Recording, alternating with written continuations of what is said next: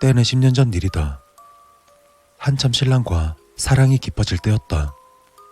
또한 그때의 계절은 더위가 기승을 부리던 여름날이었다. 숨이 막힐 듯한 더위였지만 우린 서로의 손을 꼭 잡고 다녔다. 그렇게 신랑과 바다 해변을 걷고 있었는데 여름이라 그런지 날씨도 덥고 손에서 땀이 좀 나는 것 같기도 하고 시원하고 안락한 공간이 있었으면 좋겠다고 생각했다. 신랑이 말했다. 우리 에어컨도 나오고 TV도 있는 곳으로 갈까? 신랑의 그 말에 난 웃으며 대답했다. 그래, 어서 갈까? 과감한 제안이라 생각할 수 있겠지만 우린 오랜 연애 끝에 결혼한 사이였기 때문에 자연스러운 일이었다.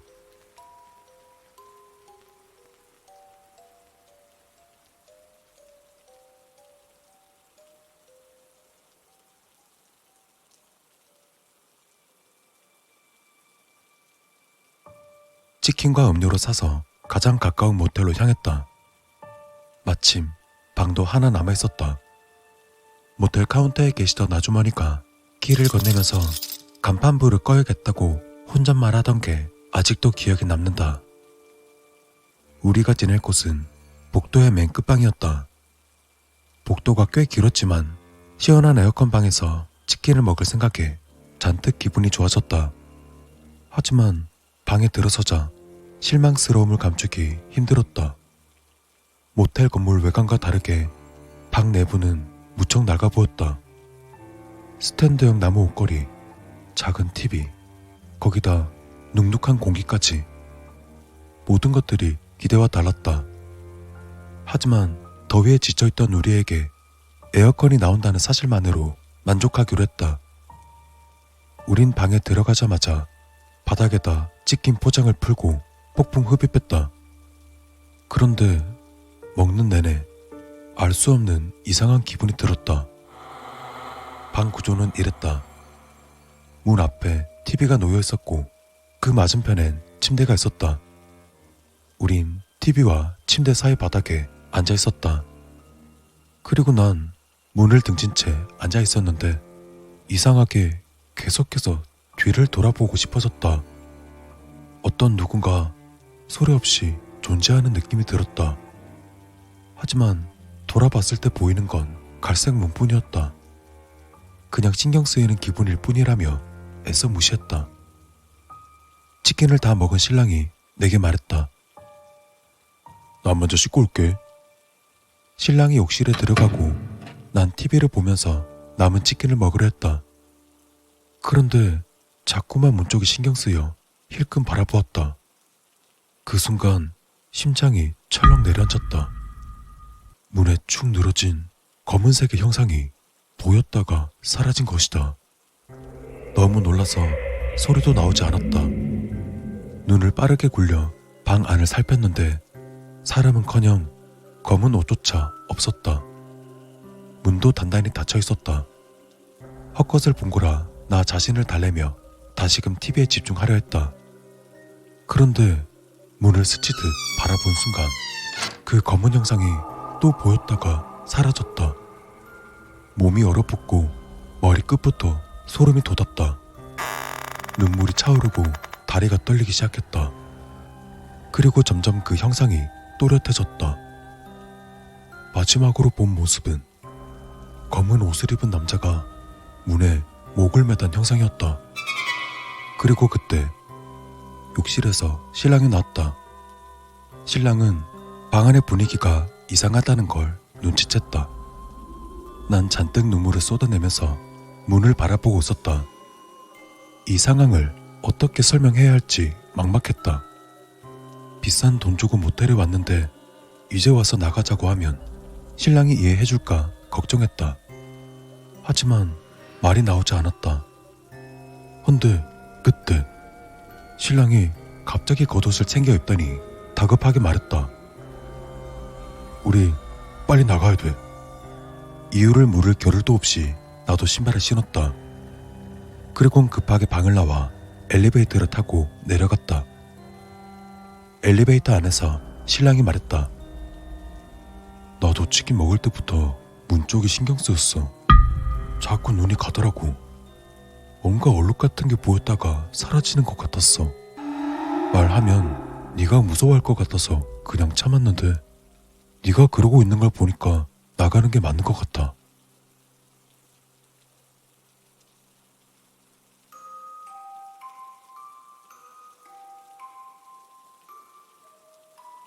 우린 서둘러 카운터로 가서 열쇠를 반납하려 했다. 그런데 열쇠를 방에 두고 나왔다. 난 아주머니에게 다가가 조심스럽게 문을 두드렸다. 졸린 얼굴로 나온 아주머니가 무슨 일이냐고 물어왔다. 난 울먹임에 말했다. 방에서 이상한 형상을 봤어요. 문에 사람이 목을 매단 것 같은. 내 말을 들은 아주머니의 얼굴이 순식간에 굳어졌다. 신랑이 대신에 열쇠를 두고 왔다고 전하면서 다시 방으로 들어갈 필요가 없도록 했다. 그런데 아주머니가 갑자기 붙잡았다. 저기 잠깐만 같이 있어줄 수 있어요? 순간 나는 당황했다. 왜요? 아주머니가 시선을 피하며 말했다. 아저씨가 밥 먹으러 가서 혼자 있기가 좀 그래서요. 그 말을 들은 신랑이 눈치를 채고 아주머니에게 물었다.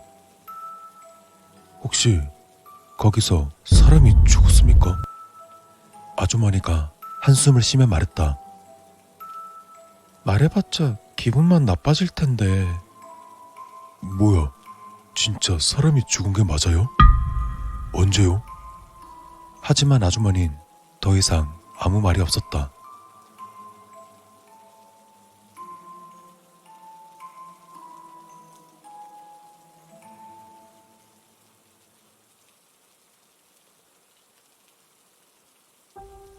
우린 그날이 있었던 뒤로 충격을 받아 다시는 모텔에 가지 않았다. 시간이 많이 지났지만 그 모텔이 떠오른다. 그리고 참 이상한 건 그날 이후로도 가끔 꿈속에서 그때 보았던 검은 형상을 본다는 것이다. 꿈속에서 문이 열리고 검은 형상이 나를 향해서 천천히 다가온다. 마치 날 알고 있다는 듯 한 발짝씩 다가오는 그 형상이 나에게 속삭인다. 여긴 내 방인데.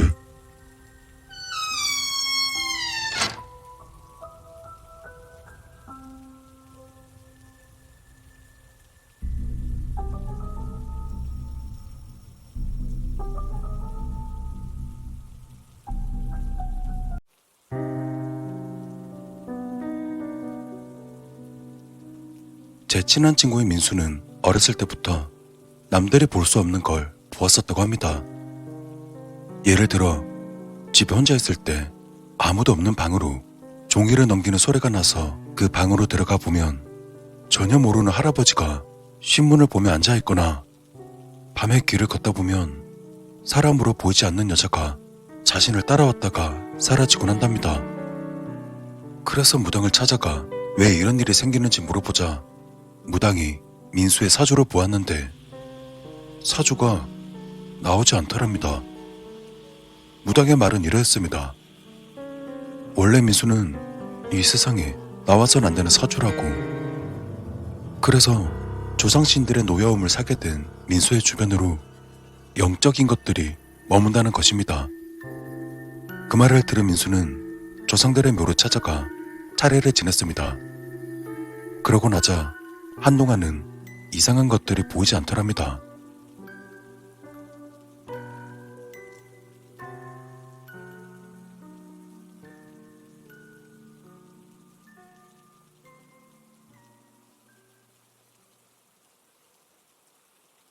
민수와 고등학교를 다닐 때였습니다.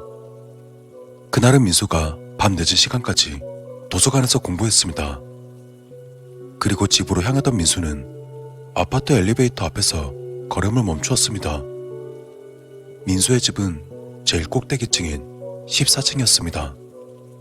또한 그 아파트는 홀수층과 짝수층 엘리베이터가 따로 있었는데 마침 홀수층 엘리베이터가 1층과 가까운 3층에 있었습니다.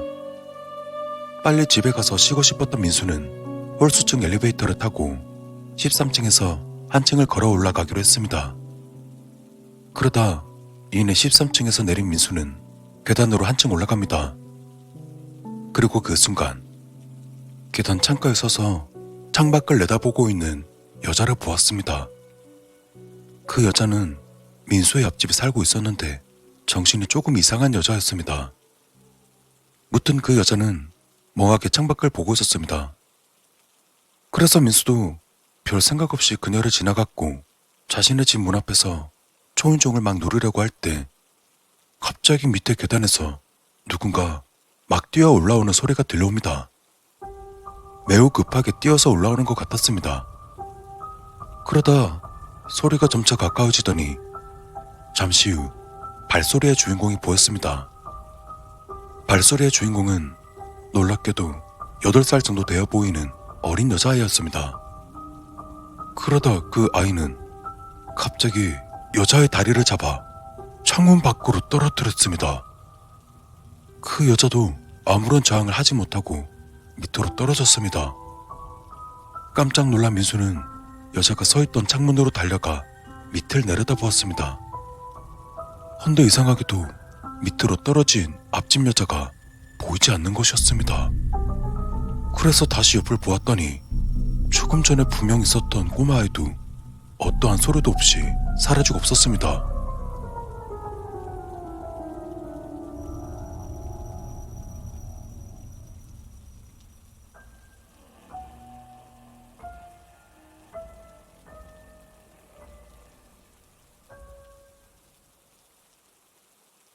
그리고 며칠 후 민수는 독서실에서 공부를 마치고 집으로 돌아가는데 놀이터에 그날 본 그 여자아이가 그네를 타고 있었습니다. 민수는 그냥 지나치려다 호기심이 발동한 나머지 여자아이에게 다가갔습니다. 아이는 민수가 살고 있는 아파트를 뚫어져라 쳐다보고 있었습니다. 민수는 여자아이가 쳐다보고 있는 곳을 같이 응시했습니다. 여자아이가 쳐다보고 있던 곳은 맨 꼭대기층이었습니다. 그러다 잠시 후 뭔가 희끗한 물체가 창문 밖으로 떨어지는 게 보였습니다. 앞집 여자였습니다. 앞집 여자가 계단 창문에서 떨어져 투신을 했던 것입니다. 민수는 너무 놀랐습니다. 그리고 여자아이를 쳐다보다 그만 기절했다고 합니다. 그 이유는 사람이라면 절대 할 수 없는 아이의 목이 완전히 한 바퀴 돌아가면서 이렇게 말했습니다. 너도 봤으니 다음엔 네 차례야.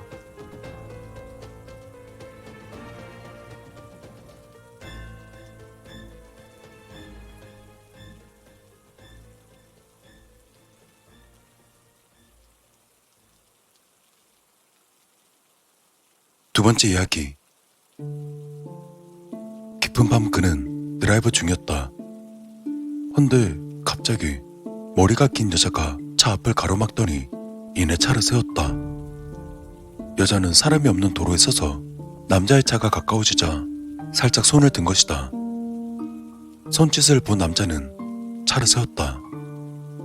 가까이에서 보니 머리가 매우 긴 여자였다. 머리는 허리까지 내려와 치렁치렁했다. 무슨 일이시죠? 남자가 그렇게 말을 걸었다. 제가 길을 좀 잃어버렸거든요.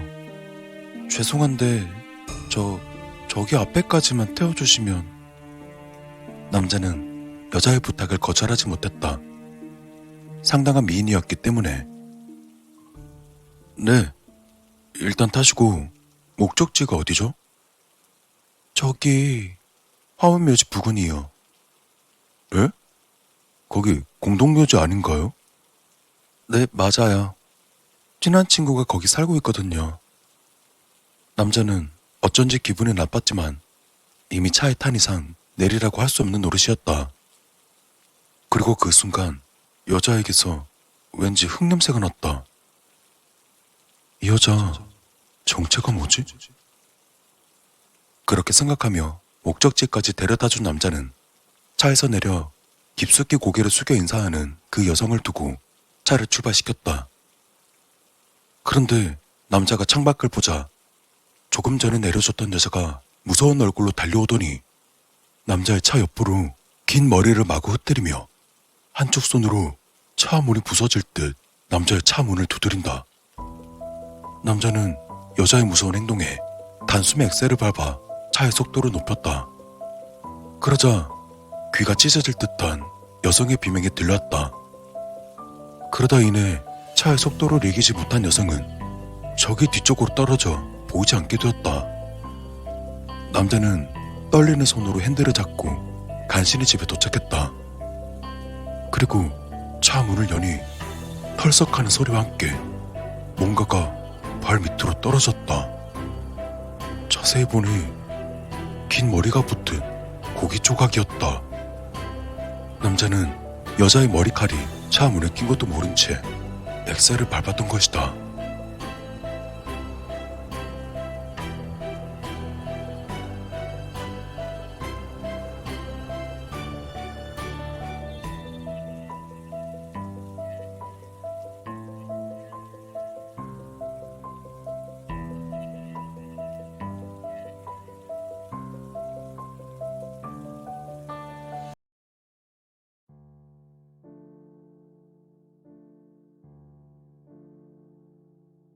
사실 그래. 처음부터 그랬던 건 아닌데 이제 철이 들고 생각이 깊어지니까 까다로워졌다고 해야 할까? 기준이 엄격해졌다고 해야 할까? 좀 내적으로 철저해지려 하다 보니까 그럭저럭 잘 지내던 사람도 새삼 싫어하게 된 거지. 진짜 별로인 애가 하나 있는데 왜 있잖아. 좀 성향 자체가 안 좋은 그런 애. 예의도 없고 늘 사람 기분 상하게 하는 사람. 뭐 그냥 무시하면 된다 라고들 하는데 예전이라면 모를까 지금은 그렇게 가만히 놔두지는 못하겠는 거지. 그냥 이런 인간이 존재한다는 것 자체가 막 혐오스럽고 못 견디겠다 이거야. 그래서 굳이 죽으려 하는 거고. 뭐 예를 들면 그러니까 이건 좀 사소한 걸 수도 있는데 고등학교 때지 아마? 그때는 얘가 좀 만만하다고 해야 하나? 착하긴 한 것 같은데 뭔가 좀 맹한 그런 거 있잖아. 보통이라면 크게 몰아지는 않은 앤데 얘가 좀 이상했던 게 뭔가 관심을 엄청 바라는 느낌? 막 반 애들이 자기한테 말 걸어줬으면 좋겠고 또 막 찾아주길 바라고 그런 거에 강적으로 집착하는 거지. 먹을 거 잔뜩 사와서 애들 나눠주면서 관심 끌고 어디서 좋은 거 구해와서 애들한테 자랑하고 그런 거에 희열을 느끼다 보니까 이제 돈이 부족할 거 아니야. 그렇잖아. 완전히 미친 거지. 아니면 그냥 관심병 종자라 그런 건지. 용돈만으로는 감당이 안 되니까 애들 지갑에 손을 대는 거야, 애스키가. 나름대로 안 들키겠다고 이 친구 지갑에서 10,000원, 또 다른 친구 지갑에서 5,000원. 그런데 그런다고 안 들키겠어? 다 들키지. 그러다 순식간에 딱 걸려서 완전 쓰레기 취급 받았지. 웃기잖아. 별거 아니라고 생각할 수는 있는데 돌이켜보니까 난 이제 용서를 못하겠는 거야. 어떻게든 벌을 줘야겠는 거지. 아무리 그래도 이건 좀 너무 사소했나? 그래. 뭐 이거는 좀 순한 맛이었고 매콤한 이야기도 있어. 그러니까 이거는 이해가 될지는 모르겠는데 그 대학생 때 어떤 여자애 한 명이랑 친하게 지내고 있고 또 이 여자한테 관심이 있는데 정작 여자는 얘한테 관심이 없는 거야. 썸으로 발전 가능성이 하나도 없는 남사친. 아예 남자를 안 보는 거지. 둘이 만나서 밥도 먹고 놀러도 가고 전화로 수다는 다 떠는데 발전은 안 하고 그냥 친구에만 딱 고정된 거. 이런 거 뭔지 알지? 이게 뭐냐면, 그러니까 감정 쓰레기통 역할? 이제 만만한 애 잡아다가 그냥 자기 하소연하는데 쓰는 거거든. 일단 무조건적으로 내 편 들어주고 이야기 들어주고 하니까 좋잖아. 딱 쓰레기통 역할. 근데 웃긴 건 걔도 본인이 대충 자기 위치를 알아.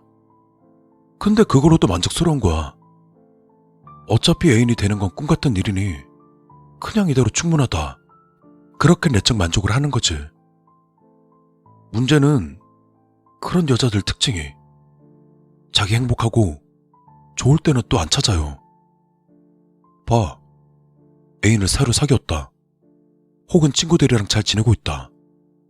그럼 한참 동안 연락이 안 되었다가 애인이랑 싸우고 친구들이랑 트러블하고 마음 화하고 기댈 데 없을 때, 그러니까 본인한테 안 좋은 일이 있을 때 연락한단 말이지.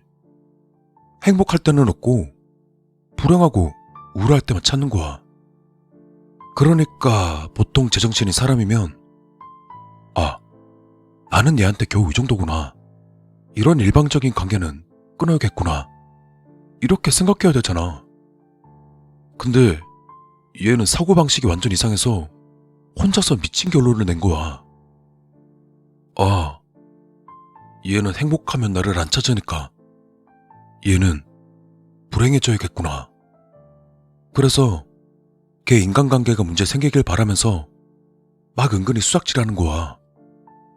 뒤에서 이상한 소문 퍼뜨리고 또 이간질하고 없는 얘기 만들어내고 애인 있으면 애인이 오해하게끔 이상한 상황 유도하고 싸우게 하고 따돌림 당하게 하고 그렇게 여자애를 완전히 고립시켜놓고 세상에서 오직 나만이 유일하게 네 편이다.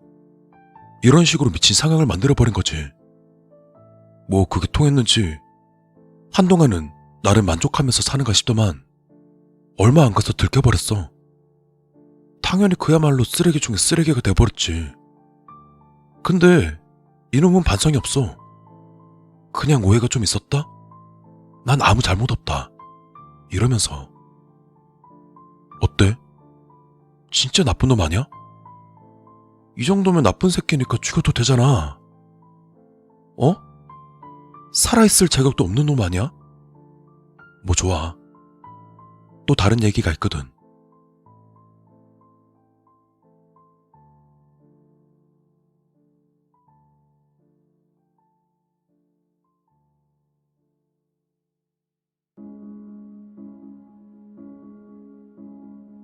대학 졸업하고 공부하러 고시안에 살 때 얘긴데 그때 이놈은 이제 완전 자신감 없는 상태였거든? 무슨 얘기냐면 일단 부모님 눈치도 보이고 또 마냥 놀 수만은 없으니까 공무원 시험 준비한답시고 용돈 탔으면서 고시안에 왔단 말이지. 근데 사실 본인은 공부해서 시험에 붙을 자신이 없는 거야. 자기가 그렇게 열심히 공부할 놈도 아닌 것 같고 또 공부 좀 한다고 붙을 머리도 아닌 것 같고 그렇게 맨날 시간이나 죽이고 돈이나 까먹으면서 놀러 다니는 거지. PC방이고 만화방이고 돌아다니면서 그것도 모자라서 혼자 놀면 재미없다고 멀쩡히 공부하는 다른 고시생들까지 꽂혀댔지. 일단 밥 먹고 하자. 공부도 밥은 먹어야 될 거 아니야. 내가 살 테니 가자. 그렇게 불러내서는 당구 한 판, PC방 1시간. 이렇게 계속 꼬셔대서 남 공부까지 방해하는 거야. 이 미친 새끼가. 돈 떨어지면 또 부모님한테 징징거려서 용돈 타고 그것도 모자라서 친척들한테까지 손 벌리고 그렇게 2년 3년 시간만 죽이고 있으니까 부모님도 이건 아니다 싶은 거지. 그래서 공부 때려치고 공장이든 어디든 취업해서 돈 벌어와라 해버린 거지. 지원도 전부 끈타십 해가지고. 근데 공부도 안 하던 놈이 취업이라고 했겠어? 그냥 이런저런 핑계대면서 준비하는 척, 공부하는 척, 이제 용돈도 못 받으니까 고등학교 친구네서 얼마, 대학 동기한테서 또 얼마, 고시 안에서 알고 지내던 사람이 어디 취업했다더라 소리 들리면 또 거기 찾아가서 얼마 빌려 쓰면서 평생을 그렇게 빌부터 산 거지. 돈도 없는 놈이 일할 생각은 안 하고 그냥 기생충 새끼 마냥 그렇게 몇 년 보내니까 이제 어떻게 수습을 못하는 거야. 빌린 돈은 터무니없이 많지, 나이는 먹었지, 잃어놓은 건 없지. 이제 뭐 되돌리고 싶어도 그냥 답이 없는 거지. 이게 이런 쓰레기가 세상에 어딨어? 이런 놈이 세상에 남아있어서야 되겠냐고. 당연히 다 잡아 죽여야지. 사회학은 뿌리까지 싹 뽑아버려야 한다니까. 이게 틀려? 어? 맞잖아. 생각해보면 다들 그렇게 생각할 거 아니야. 죽어 마땅하다고. 그래서 죽이는 거라니까. 다른 거창한 게 있는 게 아니야. 왜? 아직 좀 부족한 것 같아? 그럼 이런 건 어때?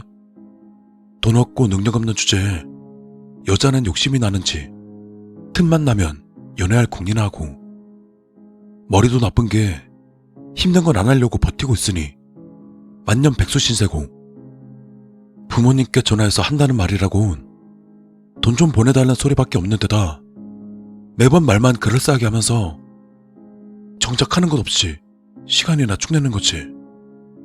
대책은 없으면서 이런저런 병만만 늘어놓지. 이런 개쓰레기 새끼가 살아서 뭐해? 이런 병신 같은 새끼가 뭘 잘났다고 살아있냐고. 민폐만 끼치고 도움은 안 되는 쓰레기 같은 새끼! 지 잘못도 모르고 평생 핑계만 대는 나고자 새끼! 노력도 안 하고 의지도 없는 버러지 같은 새끼! 당장 쳐 죽어도 울어줄 사람 하나 없는 실패자 새끼! 어? 그런 인간이 살아서 뭐해? 죽어야지! 대가리 빈 새끼 마냥 평생을 그따위로 병신같이 살았으면 뒤에 늦게라도 잘못을 알아챘으면 양심상 조용히 뒤지는 게 맞잖아. 그냥 혀를 깨물고라도 뒤져야지. 근데 왜? 왜? 뭐 때문에 못하고 있는 건데? 왜 죽지도 못하고 벌벌 떨면서 혼자 주저리 헛소리를 하는 건데? 그냥 뛰어내리면 돼. 그래, 이제라도 철 들었고 정신 차렸으니까 벌 받자. 이제 와서는 도저히 수습이 안 되니까 그냥 다음을 기약하자.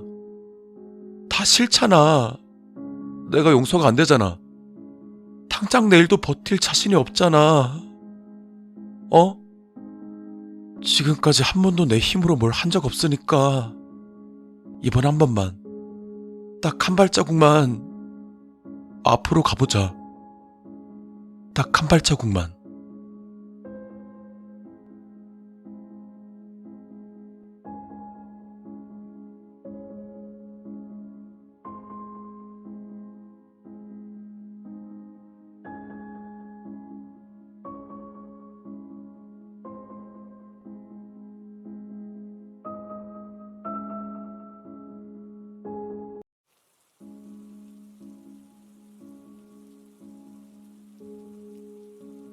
대체 무슨 짓을 한 거야? 난 간신히 진정하고서 떨리는 목소리로 그렇게 물었다. 내 품에 안긴 것은 목에서 시뻘건 피를 흘리며 차갑게 식어버린 어린 아들. 아내는 주저앉아 그냥 서럽게 울기만 할 뿐 아무런 말이 없었다. 왜 이렇게 되었을까? 의사가 내게 말했었다. 되도록이면 아내를 혼자 두지 말라고. 정서적으로 매우 불안한 상태이니 무슨 짓을 할지 모른다고. 그래서 몇 달간 정말 딱 붙어서 예의주시했었다. 다만 최근 들어 별다른 일이 없어 잠시 편의점을 다녀온 것뿐. 맹세코 10분도 걸리지 않았다. 아내와 아들이 얌전히 소파에 앉아 TV를 보고 있는 걸 분명 봤었는데 고작 10분 만에 어떻게 이 사달이 난 건지 난 이해할 수 없었다. 우선 냉정해지기로 했다. 상황을 파악하는 게 먼저다. 여보, 괜찮으니까 말해봐. 왜 그랬어?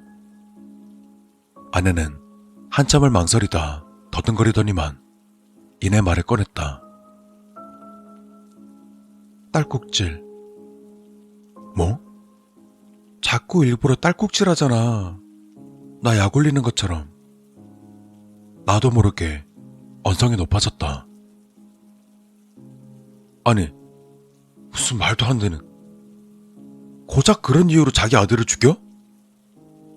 아내는 도리어 화를 내며 소리쳤다. 당신이 그걸 못 봤잖아. 그 지랄맞아 애새끼가 나 시끄러우라고 일부러 쉬지도 않고 딸꾹거렸어. 당신도 알잖아. 그놈이 얼마나 날 못살게 구는지. 쩝쩝거리고 쿵쿵대고 콜록대면서 잠도 못 자게 했다고. 분명 일부러 그러는 거야. 날 우습게 보고 일부러 괴롭히는 거라고. 그래서 죽였어. 안 그랬으면 내가 죽었을걸? 또였다. 얼마 동안 그랬던 것처럼 자기 잘못을 인정하지 않고 그저 남탓만 하고 있다. 자신의 행동에 대한 정당성만 주장하고 있었다. 이젠 반박할 마음조차 올라오지 않았다. 아주 작게 한숨을 쉬고는 차분하게 생각해 보았다. 어차피 더 이야기하는 것은 무의미하다. 온전치 못한 아내에게 윽박질러봤자 상황을 되돌릴 수는 없었다. 중요한 것은 이제부터 내가 어떻게 할 것이냐였다. 사실 고민할 필요는 없었다. 그냥 조용히 119를 부르면 될 뿐. 그저 그렇게 하면 그만이지만 몰려오는 괴로움에 이를 세게 깨물어야 했다. 그동안 얼마나 고생했는지 모른다. 자다가도 벌떡 일어나서 스탠드를 휘두르며 고함을 질러대는 아내를 보필하느라 잘나가던 직장도 관두었고 연봉의 절반도 안 되는 수준인 재택근무만 하고 있었다. 생활은 쪼들리는데 병원비에 약값에 잠도 설치고 화장실도 맘 편히 못 가면서 매 순간순간 불안했었다. 하지만 그럼에도 아내는 그 모든 것을 내 탓, 아들 탓, 그리고 주변 모든 것의 탓으로 돌리며 심지어는 자신의 짓이 아니라며 모든 잘못을 내게 떠넘기려 했었다. 그 억지와 짜증을 전부 받아내며 오로지 우리 가족이 행복하기를 바라며 그렇게 죽기 살기로 버텼건만 결국엔 이런 최악의 결과만이 남았을 뿐이었다. 갑자기 아내가 너무도 미워졌다. 난 참았던 분노가 끓어오르는 것을 느끼며 아내에게 외쳤다. 사과해. 죽은 우리 아들한테 사과하고 또 나한테 사과해. 당신 잘못을 인정하고 진심으로 사과하란 말이야. 그래봤자 의미는 없겠지만 지금으로선 제대로 듣고 싶었다. 아내가 사과만 한다면 이 감정을 억누르고 다시 시작해 볼 수 있을 것 같았다. 내가 뭘 잘못했는데 이건 다 당신 때문이야. 저 애새끼가 당신 닮아서 저렇게 멍청하고 추잡하고 지랄 맞았던 거야. 당신이 날 자꾸 구속하고 내 숨통을 조이니까 살 수가 없었어. 그러니까 다 당신 때문이야. 난 아무 잘못 없다고. 또다. 또 저 소리. 머릿속이 멍해졌다. 지금의 아내가 정상이 아니라는 건 잘 알고 있었다. 당신! 그래, 당신이 죽인 거야.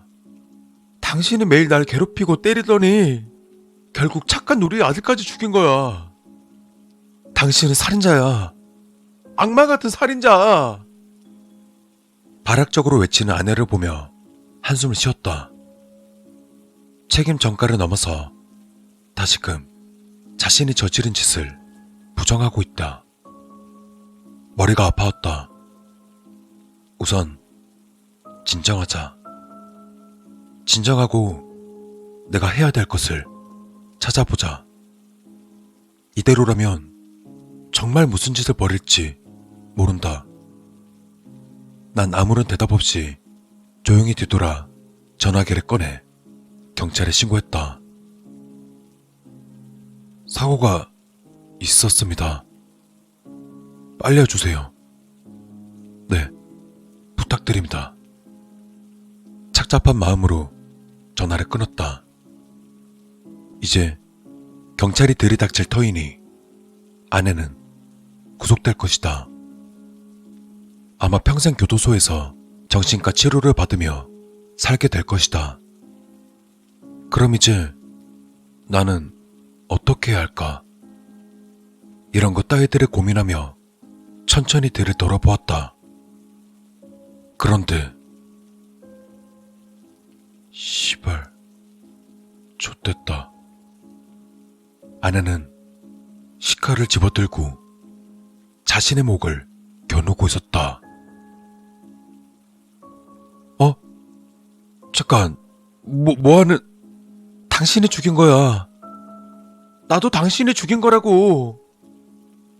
그리곤 내가 말릴 새도 없이 자신의 목으로 칼을 쑤셔 넣었다. 다급히 달려들어 가까스로 칼을 빼앗았지만 이미 늦었다.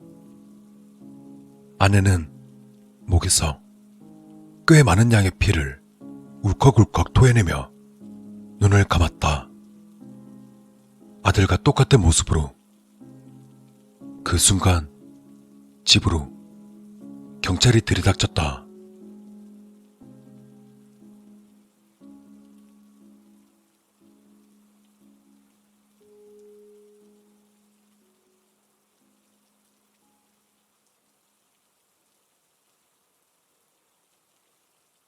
그렇게 된 겁니다. 전부 오해라고요. 전 아내와 아들을 죽이지 않았습니다. 정서적으로 불안정한 아내가 지 아들을 죽이고 자살한 겁니다. 형사의 반응은 시큰둥했다. 난 다급히 덧붙였다.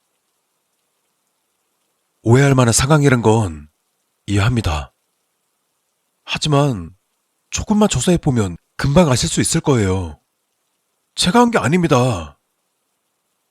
여전히 형사는 귀담아 듣지 않는다. 예, 다 알겠고 어차피 판단은 판사님이 하시는 거고요. 괜히 시간 끌면서 말 빙빙 돌리지 마시고 여기 진술서나 제대로 쓰세요. 아니, 지금까지 다 말씀드리지 않았습니까? 아내가 한 짓이라니까요. 형사는 역시나 믿는 눈치가 아니었다. 왜 내 말을 듣지 않는 겁니까? 애초에 신고한 것도 저이지 않습니까? 모든 증거가 명백하게 있지 않습니까? 예? 어떻게 상황을 보고 어림잡해서 죄 없는 사람을 범인으로 몰아가는 거냐고요. 왜? 진실을 외면하고 겉으로 보이는 가짜만 믿는 겁니까? 욕설이 튀어나왔다. 이 경찰은 이 사건을 대충 처리할 생각이다. 괜히 일이 복잡해지니까 나한테 전부 뒤집어 씌우고 대충 끝낼 생각이다. 참담한 기분이 들었다. 어떻게 해야 할까? 자, 그만하시고 진술서 쓰세요. 시간 충분히 들을 테니까 최대한 상세하게. 형사는 짜증난다는 듯 내게 쏘아붙이며 종이를 내밀었다. 그런 답답함에 고개를 숙이던 그때 목덜미가 쭈뼛 서는 것을 느꼈다. 난 순간적인 짜증나는 소리에 천천히 고개를 들었다. 딸꾹질. 이 미친 돼지 새끼는 날 못 믿는 것도 모자라 일부러 날 열받게 하려고 딸꾹질 소리를 내고 있다. 터져 나오는 분노에 손에 들고 있던 볼펜에 잔뜩 힘이 들어가기 시작했다.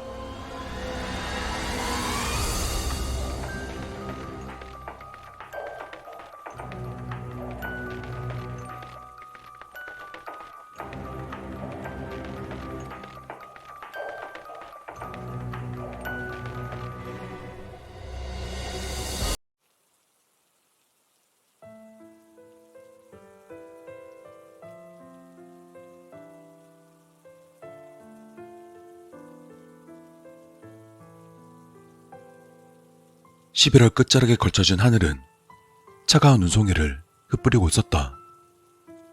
연말 분위기에 취한 대학생들이며 차마 취하지 못한 직장인들, 그리고 서로에게 취한 연인들마저 슬쩍 자리를 피한 카페. 남은 시간, 혼자만의 시간을 바라는 나 같은 아르바이트생에겐 하늘에서 내리는 눈에 시선을 빼앗겨 감상에 젖는 일 따윈 없을 것이다. 그럼에도 창밖에서 눈을 떼지 못하고 있는 건 얇은 옷만 간신히 걸친 채 추위에 떨며 카페 앞 광장에 서 있는 여인 한 명이 신경 쓰였기 때문이다. 눈이 올 때마다 발을 동동 구르며 누군가를 기다리는 그녀였지만 누군가 그녀를 데리러 와준 적은 본 적이 없었다. 새벽녘이 되면 엄마 잃은 아기 새처럼 축 처진 채 터벅터벅 돌아갈 뿐이었다. 누군가를 기다리는 것이라면 카페에서 시간을 때워도 괜찮을 텐데 굳이 밖에서 기다리는 건 어떤 이유가 있어서일까?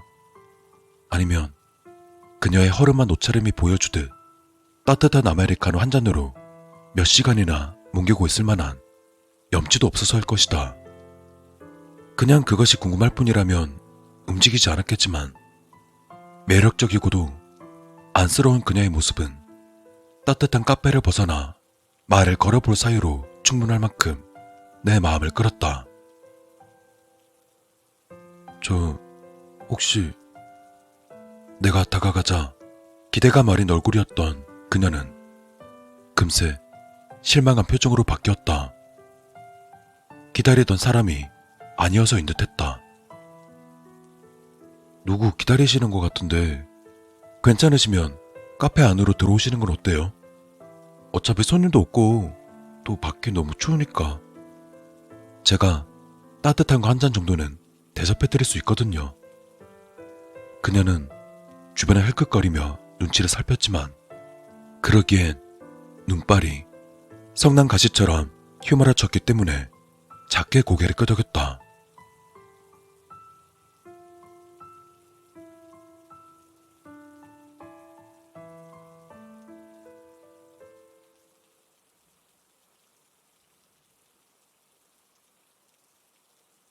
밝은 곳에서 본 그녀의 모습은 한층 더 초라해 보였지만 그래서인지 나에겐 더 아름다워 보였다.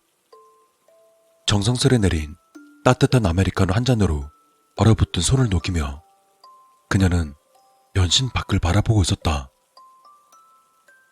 저 누굴 기다리시는지 여쭤봐도 될까요? 그녀는 창밖에서 눈을 떼지 않고 순순히 말해주었다. 사랑하는 사람이요. 충분히 예상했던 대답이지만 실망스러움을 감추기는 힘들었다. 아주 멋진 사람이었어요. 아무것도 모르고 아무것도 없는 저를 너무너무 아껴주었죠.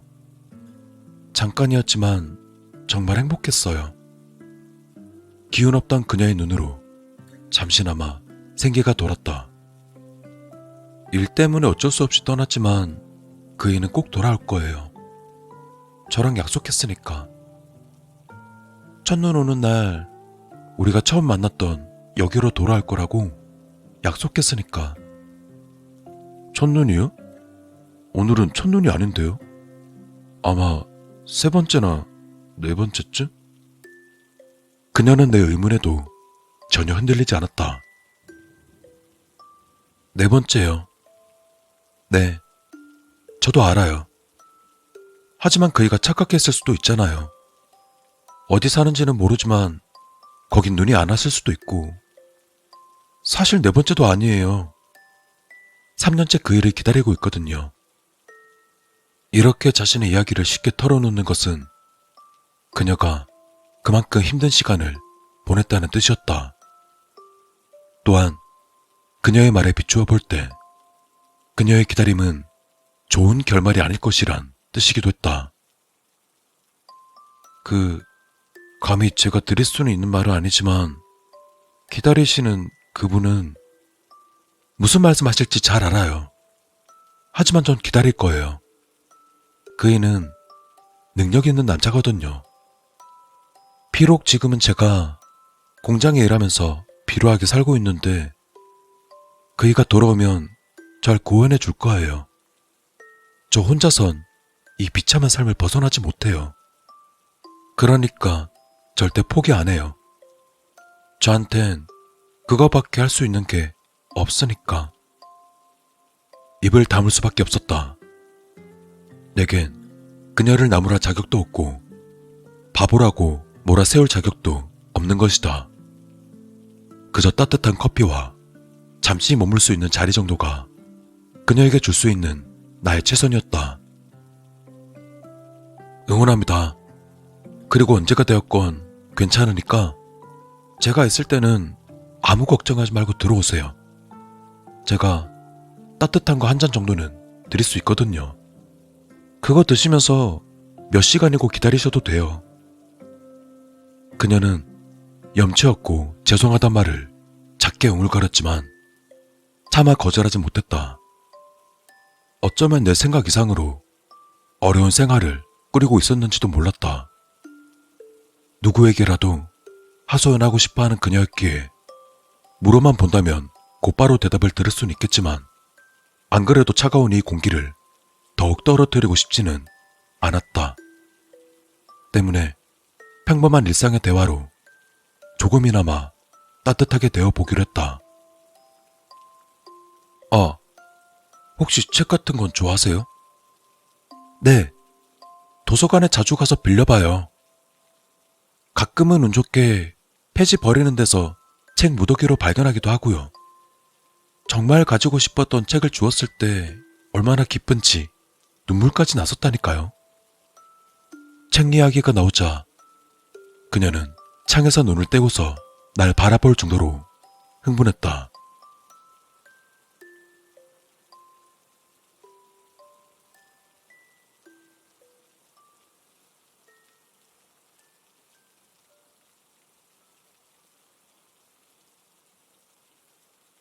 새벽이 깊어지자 그녀의 마음이 데워지듯 성난 눈발도 시들어갔다.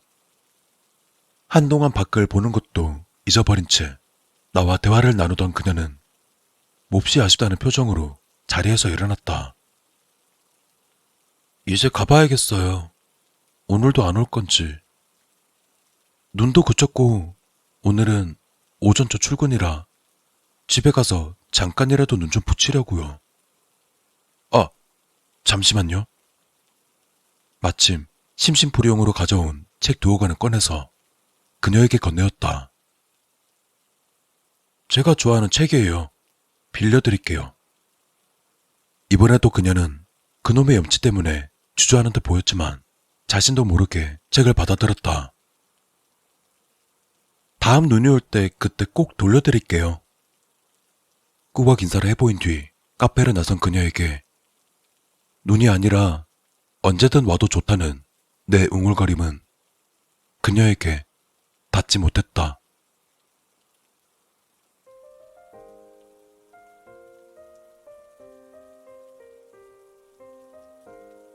그날 뒤 눈이 오면 그녀는 수줍게 책을 품에 안은 채 카페로 들어왔다. 난 커피를 내주었고 책에 관한 이야기를 나누며 감히 행복하다고 말할 수 있는 시간을 보냈다. 그녀가 창밖을 바라보는 빈도가 줄어들수록 내 마음은 그녀에게 향했고 돌아가는 그녀에게 또 다른 책들을 안겨주며 아쉬움을 달래었다. 그리고 언제든 와도 좋다는 말은 여전히 건네지 못했다. 그렇게 말하면 간절한 그녀의 마음을 무시하는 것 같아서였기도 했고 눈 자체가 우리 관계를 특별하게 만드는 것 같아서였기도 했다. 그녀가 기다리는 사랑과 엮인 특별함을 잊을 정도로 더 현실적이고 가까운 특별함.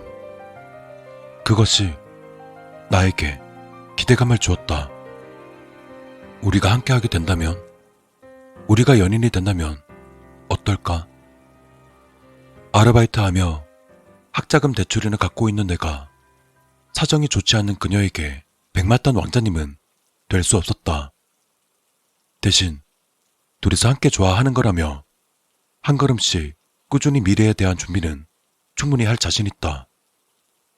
그 사실이 적지 않은 용기를 가져다 주었고 마침내 그녀가 눈이 내리는 밖을 바라보지 않게 되었을 때 난 그녀에게 말했다. 그 남자 오지 않을 거예요. 이미 알고 계시잖아요. 그녀는 한동안 말이 없다가 정말 오랜만에 창밖을 바라보았다. 그 남자가 당신에게 어떤 의미인지 알아요. 당신을 사랑해 주었고 힘들게 생활하는 당신을 구원해 줄 사람이란 것도.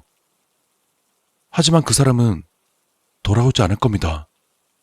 그러니까 기다리는 거 이제 그만하세요. 하지만 그녀는 단호했다. 그런 일은 없을 것이라 말하며 만약 정말 돌아오지 않는다면 자신은 무너져 내릴 것이라고 단호하게 말했다. 난 조용히 다가가 그녀의 맞은편에 앉았다. 전 능력 없는 사람이에요.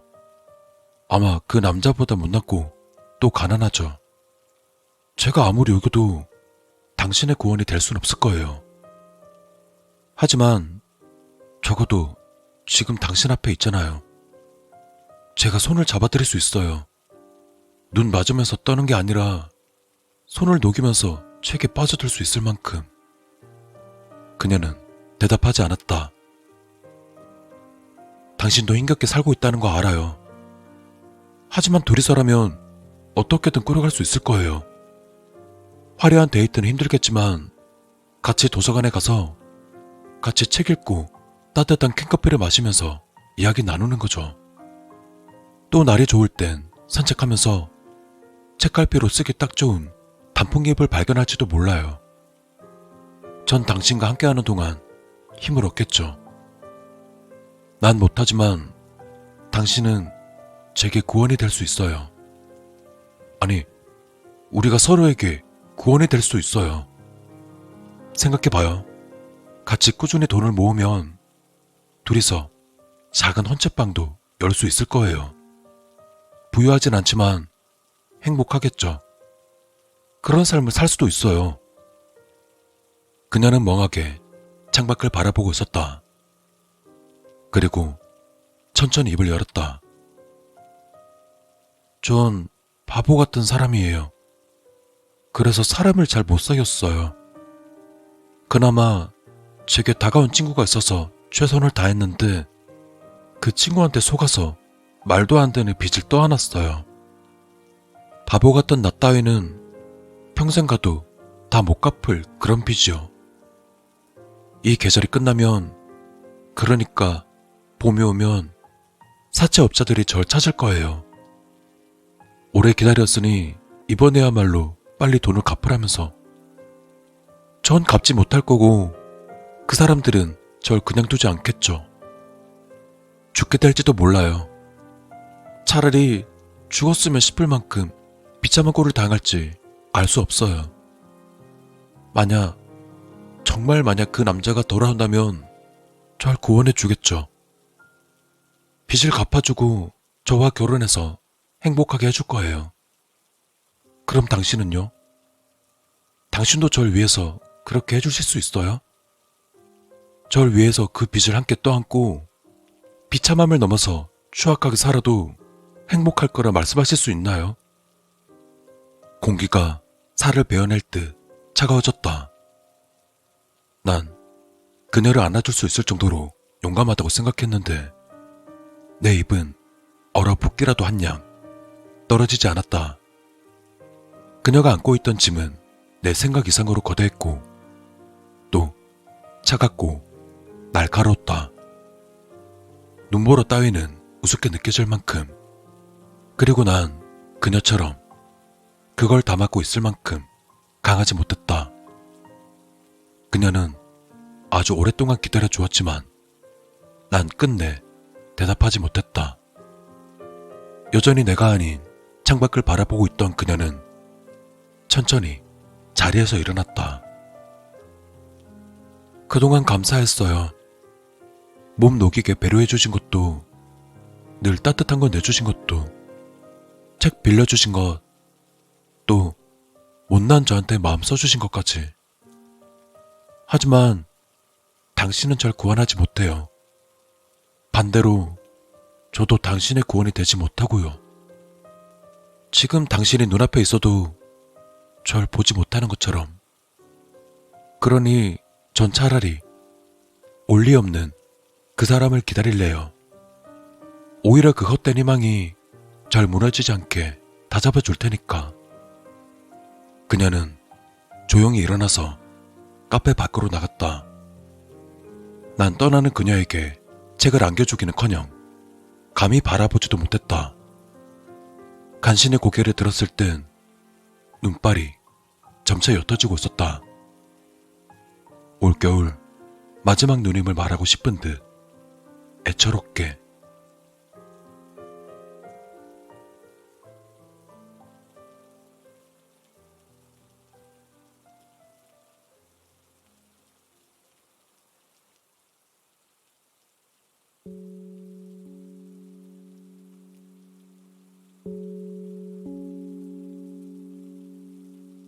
봄이 되자 카페 사장은 가게를 내놓았고 다른 가게가 들어서며 일자리를 잃게 되었다. 학자금 대출을 갚고자 술집 서빙 일을 하게 된 뒤로 어떻게 계절이 바뀌는지도 모를 정도로 정신없는 시간을 보냈다. 온갖 진상들에 시달리다가 해가 뜰 때쯤 일이 끝나 편의점에서 끼니를 때우는 그런 일상. 책을 읽을 시간도 무언가에 대해 생각할 시간도 내겐 주어지지 않았다. 아니, 어쩌면 억지로 떠오르는 생각을 밀어 넣었는지도 모른다. 컵라면에 물을 붓고 삼각김밥을 집어들자 밖에서 하얀 눈발이 날리는 게 보였다. 첫눈이다. 벌써 첫눈 올 때가 되었던가. 그제서야 억지로 외면했던 그녀 생각이 떠올랐다. 그것이 날 목매이게 했지만 도저히 뿌리칠 수 없었다. 그저 밖에서 내리는 눈이 나를 나무라고 있기라도 한 듯 고개를 푹 숙이고서 너무 데워서 눅눅해진 삼각김밥을 입에다가 밀어 넣을 뿐. 이거라도 먹을 수 있어 다행이라 생각하는 나 자신에게 혐오감을 느낄 뿐. 앞으로도 난 언제까지고 눈이 오는 날만은 고개를 들지 못하는 죄인일 것이다.